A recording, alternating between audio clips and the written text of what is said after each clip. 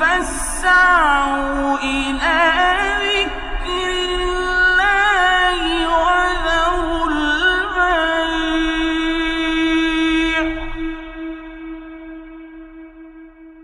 ذلكم خير لكم إن كنتم تعلمون. إن الحمد لله نحمده ونستعينه ونستغفره ونعوذ بالله من شرور أنفسنا ومن سيئات أعمالنا من يهده الله فلا مضل له ومن يضلل فلا هادي له وأشهد أن لا إله إلا الله وحده لا شريك له وأشهد أن محمدًا عبده ورسوله. أما بعد فإن أصدق الحديث كتاب الله وخير الهدي هدي محمد صلى الله عليه وآله وسلم وشر الأمور محدثاتها وكل محدثة بدعة وكل بدعة ضلالة وكل ضلالة في النار. خۆشەویستان، خوای گەورە لە قورئانی پیرۆزا دەفەرمێ وجعل بينكم مودة ورحمة. من لە نێوان ژن و پیاودا لە نێوان ژن و مێردا خۆشەویستی و ڕەحمم داناوە. مەوەدە لە حبیش بەقوترە، واتە خۆشەویستی ڕاستەقینەم لە نێوان ژن و مێردا داناوە، بەڵام ئەمڕۆ ئەو خۆشەویستیە زۆر بەکەمی دەبینرێت، ئەو ڕەحمە لە نێوان ژن و مێردا زۆر بەکەمی دەبینرێت. بەداخەوە کەم پیاوەیە لە خێزانی ڕازی بێت، کەم ئافرەتەیە لە مێردەکەی ڕازی بێت. خۆشەویستی ڕاستەقینە کە خوای گەورە باسی کردووە لە دڵەوە، بەدەم نا، لە دڵەوە کەم ژن و پیاوەیە بەرامبەر بە یەکتری ڕازگۆ بن. جا حەزمان کرد چەند نیشانەیەک باسکەین بە کورتی لە نیشانەکانی خۆشەویستی ڕاستەقینەی نێوان ژن و پیاو. یەکێک لە نیشانەکانی خۆشەویستی ڕاستەقینەی نێوان ژن و مێرد ئەوەیە ئەو ژن و مێردە کاتێک کە بەیەکەوە بن هەست بە دڵخۆشی بکەن، دڵخۆش بن، بەختەوەر بن، ئاسوودە بن لە دڵەوە نەک بەدەم.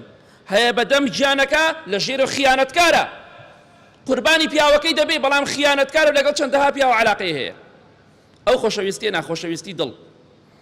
لە دڵەوە ئەو ژن و مێردە حەزکن بەیەکەوە بن، کاتێک کە بەیەکەون ئاسوودەن، دڵخۆشن، کاتێک کە بەیەکەوە کات بەسەر دەبەن لە ماڵەوەن زۆر دڵخۆشن. بەڵام ئەمڕۆ زۆربەی ژنەکان، زۆربەی ئافرەتان بە پیاوەکانیان دەڵێن لە ماڵەوە چیەکەن بڕۆنە دەرەوە. چیەکەی لە ماڵە؟ خۆ تۆ ژن نیت. لە جیاتی هەموو خۆشەویستیە حەز دەکات پیاوەکەی لێی دوور بێ. خۆشەویستی ڕاستەقینەی بۆ پیاوەکەی نییە. جاری باشەیە گەندەڵی هەیە ئەوێ پیاوەکەی لە ماڵ دەرچێ ئیشی خۆی بکە. پیاوانیش بە هەمان شێوە هەیە ئەڵێ ئەڕۆم بۆ دەوامەکەم لە ماڵەوە پێ خۆشترە، بێزارە. ئەمە بەڵگەیە لەسەرەوەی ئەم ژن و مێردە خۆشەویستی ڕاستەقینە لە نێوانیاندا نییە، ئەو خۆشەویستی کە خوای گەورە باسی کردووە. چونکە هەست کاتێک کە بەیەکەون بێزارە بن، هەست بە خۆشی ناکەن، ئیتر بەهۆی سیحرەوەیە، بەهۆی خیانەتەوەیە، بەهۆی تێنەگەیشتنەوەیە، بەهۆی هەر هۆکارێکەوە بێ. ئەمڕۆ کەم ژن و پیاوەیە کاتێک کە بەیەکەوە بن هەست بە خۆشی دڵخۆشی بکەن، ئیلا لە یەک بێزارن. ژن حەزەکە پیاو لە ماڵ نەبێ، پیاویش ئەو دەقەت دڵی خۆشە و جەوی سافە کە ژنەکەی بڕاتە ماڵ باوکی یا بڕا بۆ شوێنێ. ئەمە هۆکارەکەی چییە؟ هۆکارەوەی خۆشەویستی ڕاستەقینە لە نێوان ژن و مێردەکانە بەڕاستی نەماوە. ئەمە هۆکارێکە. هەر کاتێک ژن و مێرد حەزیان کرد بەیەکەوە بن، هەستیان بە خۆشی کرد، ئەوە خۆشەویستی ڕاستەقینە هەیە، ئەگەر نا نییە. زۆر کزە. خاڵی دووەم قوربانیدان لە پێناو یەکتریە. ئەمەیان زۆر کەمە. چۆن خۆشەویستیەکە ڕاستەقینە کەمە، قوربانیدانی ژن و مێردیش بۆ یەکتری بەبێ منەت بەبێ چاوەڕێکردنی دەستخۆشی زۆر کەمە. منەت بەسەر یەکتریدا دەکەن. بەسەراتێک باس دەکەین کە بەڵگەیە لەسەر خۆشەویستی و قوربانی ڕاستەقینەی نێوان ژن و مێرد. ئافرەتێکی سعودی دەڵێ لە ساڵی 1970 شوم کردە گەنجێکی ئیماندار. لەگەڵ باوکو دایکیدا دەژیاین، ژیانێکی خۆشمان بوو. لە ساڵی دووەمدا دوای ساڵێک خوای گەورە کچێکی پێمان بەخشی، ناومانە ئەسما. ژیانمان زۆر خۆش بوو. پیاوەکەم دەوامی هەبوو، قەدەری خوا دەوامەکەی دوور کەوتەوە بۆ شوێنێکی دوور. هەفتەیە لە ماڵ بوو، هەفتەیە لە دەوام بوو. کچەکەمان تەمەنی گەشتە 4 ساڵ، واتە ساڵی گەشتە ساڵی 1974. لە مانگی ڕەمەزاندا پیاوەکەم بۆ ماڵ دەگەڕایەوە، تووشی ڕووداوێکی هاتوشۆ بوو. گەیانیانە نەخۆشخانە، بێهۆش بوو، هۆشی نەبوو. دکتۆر وتی 195 مێشکی لە کار کەوتووە. 195 مێشکی لە کار کەوتووە. هیچ ئومێدێکی چاکبوونەوە نەماوە. مردوویەکە، بەڵام تەنها ڕۆحەکەی دەڕوا و دێت و هەناسەکەی دێ و تەواو، هەر ئەوەندەیە. هیچ ئومێدێکی چاکبوونەوە نەماوە. دەڵێ ڕۆژگار ڕۆژ پیاوەکەم هەر بێهۆش بوو. دکتۆر هیچ ئومێدێکی خێری پێ نەداین. 195 مێشکی لە کار کەوتووە. سبحان الله. چەند کەسێک لە خزم و کەسوکار و هاوڕێکانم وتیان بۆ گیان نابیتەوە لێی. ئەمە خۆشەویستی قوربانیە. پیاوەکەی ساغە، عەیبی نییە، ڕێک و پێکە لێی جیابێتەوە. ئەمە جەنازەیەکە لەگەڵ یاژی. دەفەرمێ وتیان جیا بەرەوتم وەڵڵی جیا نابمەوە. هەتان ئەو پیاوەیەک لا نەبێتەوە نازانم چی بەسەرا دێ. چۆن جیا بمەوە؟ من خۆشم ویستووە، ڕێزی لێم گرتووە، ئێستا نەخۆش و داماو بووە، لی جیا بمەوە. 15 ساڵ پیاوەکەم لە نەخۆشخانە بێهۆش بوو. 15 ساڵ بە پاکی ژیام خیانەتم نەکرد. ئافرەتی وایە 15 ڕۆژ 15 مانگ بە پاکی لەگەڵ پیاوەکەیدا ناژی. بەڵێ دەڵێ گەشتە ساڵی 74 وای بەسەر هات. ئیتر ئەم مەسەلە ڕۆشت هەتاکو تەمەنی کچەکەم بۆ 19 ساڵ. باوکی 15 ساڵە بێهۆش. دەڵێ ئەسمای کچم وتی باوی گیان حەز ئەکەم ئەم شەو لای باوکم لە نەخۆشخانە بمێنمەوە. 15 ساڵە باوکی بێهۆش. وتم ڕۆڵێکیان پێویست ناکەوتی بەخوا حەزم ئەم شەو لای بم. ئەڵێ شەو لای باوکم مامەوە بەتەنها، باوکشم ئاگای لە هیچ نییە، بێهۆشە. سوورەتی بەقەرەم لە نزیکی باوکمان خوێنا و خەوم پیاکەوت. کە خەوم پیاکەوت لە خەومدا ڕووم گەشت بووەوە. وتیان هەڵسە عیبادەت کە شەو نوێژ کە خوا نەخەوتووە. هەڵسام دەستم کرد بە شەو نوێژکردن. زۆر لە خوای گەورە پاڕامەوە، سەیری باوکم دەکرد و دەگریام. بە گریانەوە دەموت خوایە گیان، ئەی ئەو خوای کە دوای 18 ساڵ لە نەخۆشی شیفای ئەیوب پێغەمبەرتدا سەلامی خوای لەسەر بێ، ئەی ئەو خوای کە یونس پێغەمبەرت سەلامی خوای لەسەر بێ لە ناو سکی حوت ڕزگار کرد، ئەی ئەو خوای بە گریانەوە سەی باوکم دەکرد و دەپاڕامەوە لە خوای گەورە لە شەودا، ئەی ئەو خوای کە ئیبراهیم سەلامی خوای لەسەر بێ لە ئاگر و سووتان ڕزگار کرد، ئەی ئەو خوای کە موسا سەلامی خوای لەسەر بێ گەڕانەوە بۆ لای دایکی خوایش گیان شیفای باوکم بدە. بەدەم گریان و پاڕانەوە خەوم پیاکەوت پارشێوە. گوێم لە دەنگێکی زۆر کز بوو، بانگی دەکردم دەیوت تۆ کێی لێرە چی دەکەی؟ تەماشام لاوەلام کرد کەسم نەبینی. دووبارە بانگی کردمەوە تۆ کێی لێرە چی دەکەی؟ تەماشام کرد باوکمە قسە دەکا، سەیری من دەکا، سبحان الله بەس بە کزی قسە دەکا. باوشم کرد بە باوکمدا بە گریان و بە ماچکردنەوە، باوکم پاڵێکی پێم نا وتی لا چۆ لە من دوور کەورە تۆ مەحرەمی من نیت. سبحان الله ئیماندار ئاوایە. ئیماندار کاتێکە بەنجەی گرێ و نەخۆشە قورئانە خوێنێ، ئیمان زەعیفش گۆرانیەڵێ، قسەی بێمەعناکە لە کاتی بەنجە. تازە هۆشی هاتۆتەوە وڵێ پاڵێکی پێم ناوتی تۆ مەحرەمی من نیت لێم دوور کەورەوە. بۆ باوشم پیاکەی؟ وتم باوجا من ئەسمای کچی تۆم، دکتۆرەکانە بانگ لە خۆشیە. وتیان سبحان الله پزیشکەکان هەمویان خڕبوون، خوای گەورە مردوویەکی زیندوو کردەوە، 195 مێشکی لە کار کەوتووە. بەڵێ باوکی چاک بۆ ڕۆشت و ماڵ دوایەوە خوای گەورە چەندەها مناڵیشی پێیان بەخشی. ئەمە نمونەی قوربانیدان و وەفاداری ڕاستەقینەیە. ئەمە چاوەڕێنەکردنی دەستخۆشی ئافرەتە لە پیاوەکەی خۆی.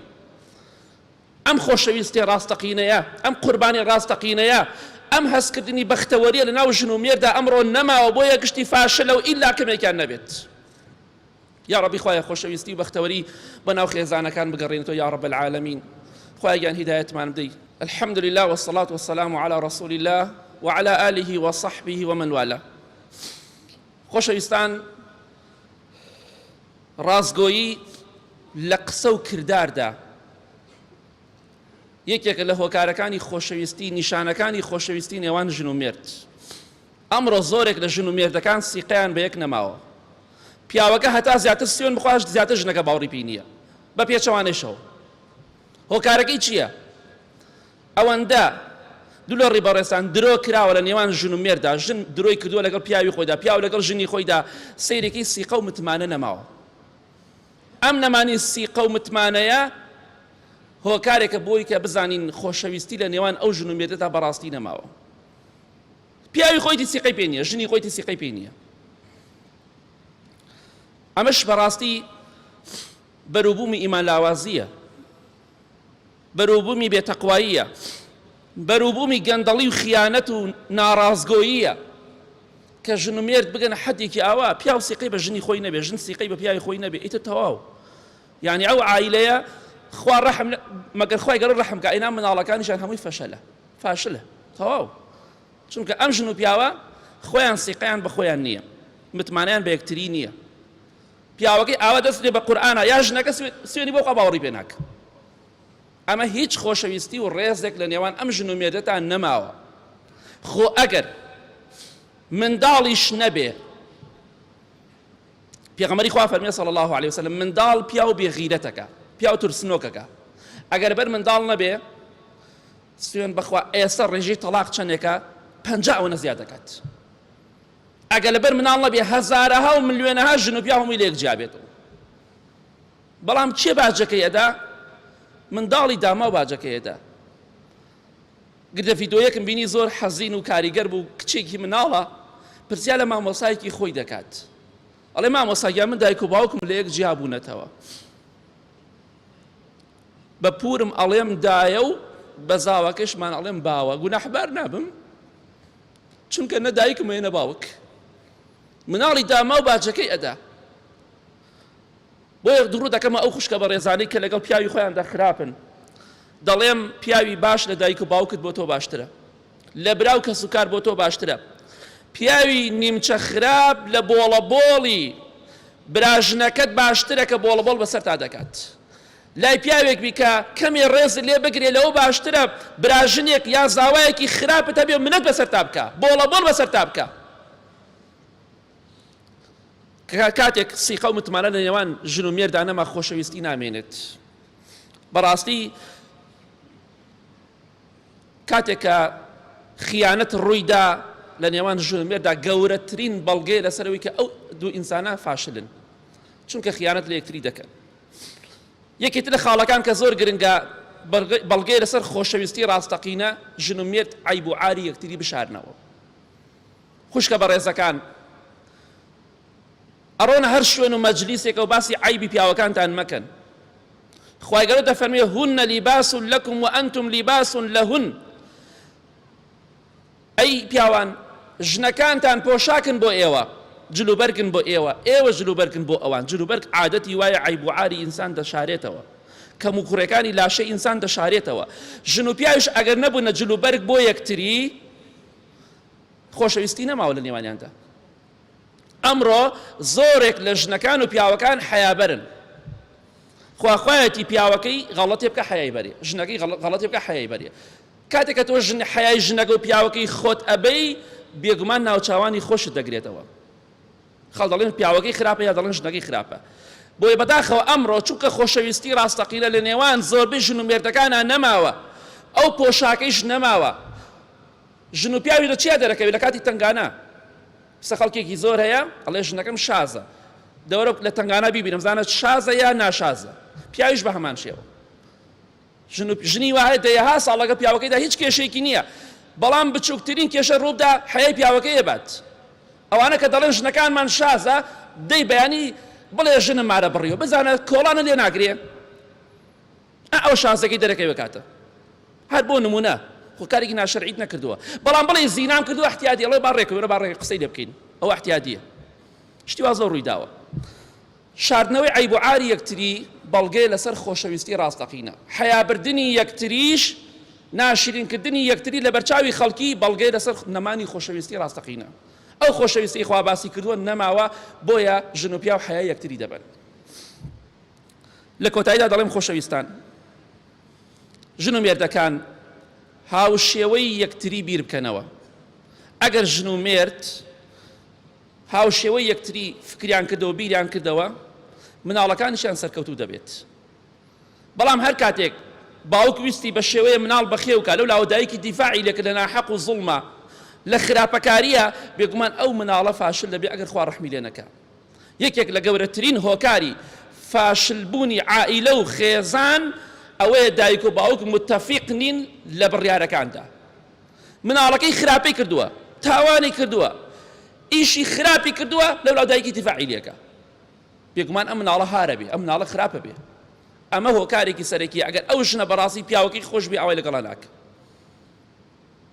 جا خۆشەویستان بە هەڵدێن خۆشەویستی ڕاستەقینە دروستکەین کاتێکیش کە ژن دەهێنین کوردوەتەنی بە شەرتی قوڕ نەیهێنین و کاتێکیش کە شوو دەکەی بە شەرتی قوڕ شوو مەکە دوایە بیتە قوڕ ئەچتە ناو قوڕەوە بۆ خۆت ئینسانی ئیماندار و خواناز بێنە ئافرەتی بێنێ خواناز بێ شوو بە پیاوێ بکە خواناز بێ سەیری دەوڵەمەندی و پارە و پول مەکە چونکە فەشەل دێنی يا ربي خوای لە گوناحەکانمان خۆش بی اللهم اغفر للمؤمنين والمؤمنات والمسلمين والمسلمات الأحياء منهم والأموات من أهل السنة والجمعة والجماعات يا ربي خوايا خوش استبقيت نيوان جنوب يردكانوا خوايا جان الرقو كينو خرابة كاري بدور مان كي خوايا جان شفاي نخوش كان مان بدأي بتايبتي أواني داود دعاء خير كدوا آمين آمين آمين وصلى الله على محمد وآله وصحبه أجمعين